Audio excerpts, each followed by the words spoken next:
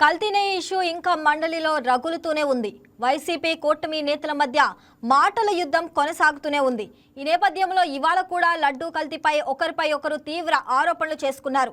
AP శాసనమండలిలో తీవ్ర గందరగోళం నెలకొంది. ఇక దీంతో ఏపీ శాసనమండలి రేపటికి వాయిదా పడింది. వాళ్ళే ఒప్పుకున్న తర్వాత వీళ్ళు ఎందుకు అధ్యక్ష మాట్లాడతారు?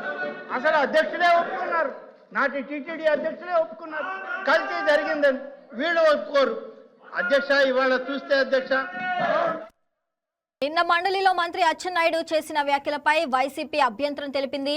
దీంతో పాటు సోషల్ మీడియాలో మండలి చైర్మన్ ను ఉద్దేశించి చేసిన పోస్టులపైన అభ్యంతరం తెలిపారు. ఇక దీనిపై ప్రభుత్వం సమాధానం చెప్పాలని వైసీపీ డిమాండ్ చేసింది. వైసీపీ డిమాండ్ పై చర్యలు తీసుకోవాలని చైర్మన్ మోషన్ రాజు ఆదేశించారు.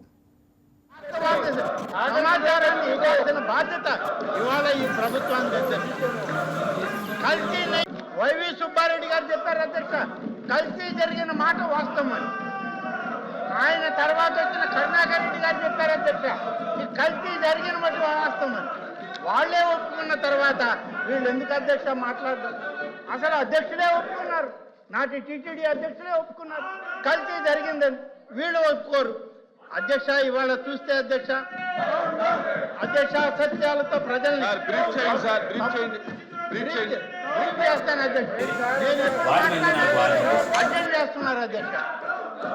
వాస్తవాలు ఈ సభకే కాదు అధ్యక్ష, ఆంధ్రప్రదేశ్ రాష్ట్రంలో ఉన్నటువంటి తెలుగు వాళ్ళకి, ఈ దేశంలో ఉన్నటువంటి హిందువులకందరికీ వాస్తవాలు సమాచారాన్ని ఇవ్వాల్సిన బాధ్యత ఇవాళ ఈ ప్రభుత్వానికి.